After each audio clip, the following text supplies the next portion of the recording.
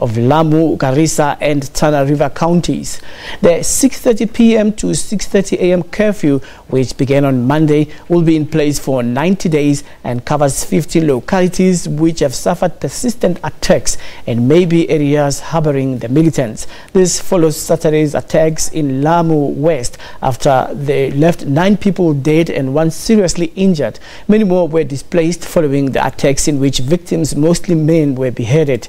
It was Matiangi's first task after being named acting interior minister to replace Joseph Nkasiseri, who collapsed and died at his home on Saturday morning. The cause of his death has not been established yet. For more on this, we are now joined on the line by East Africa correspondent Sarah Kimani. Sarah, welcome to the program. Tell us a little bit more about the imposition of this curfew. Well, the curfew comes just hours after the Shabaab militant group attacked a village in an area called Tana River and left at least 9 people dead.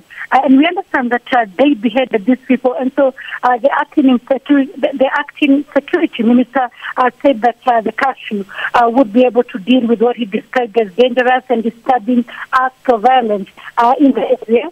And he says it will only be lifted 3 months from now.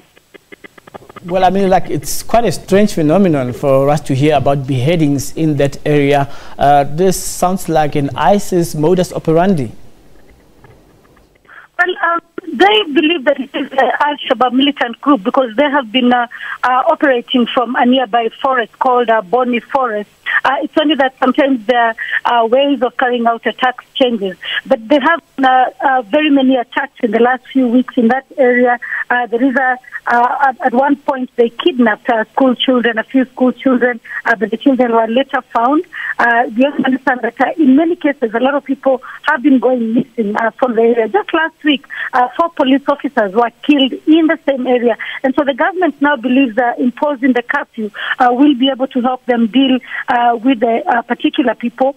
Immediately after they placed the curfew, they have been carrying out airstrikes inside that particular forest, the Boni Forest, hoping to weed out members of the Al-Shabaab militant group. Let's look at the initial stages of these attacks. What do the militants want from government, and is government willing to budge?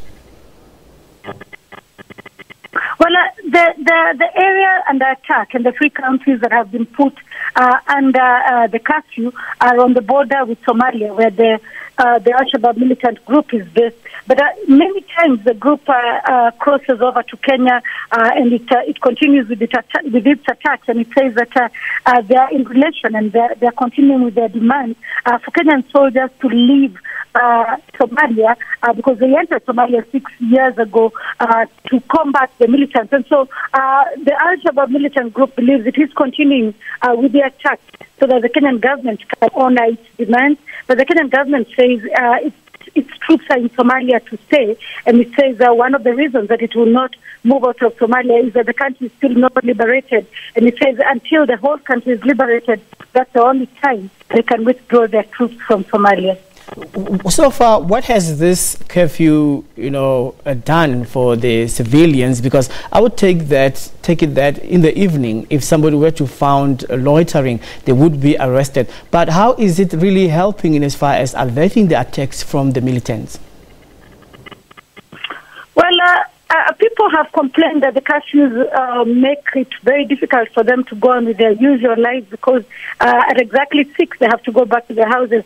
In most cases, all these areas where there's a lot of a large Muslim community, these are the times when they're coming from the mosque. So that, they say, will be affected, although the government says that people will still be allowed to carry on with their businesses. As we speak, there are airstrikes inside the Boni Forest, and a lot of people have been seen moving out.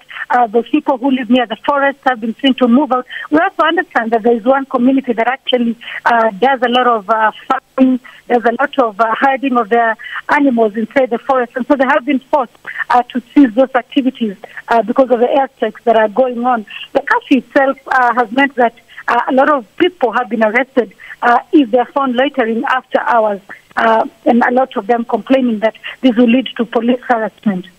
Right, thank you very much. Sarah Kimani, SABC's East Africa correspondent, giving us an update on the curfew that has been imposed in that area. And moving on,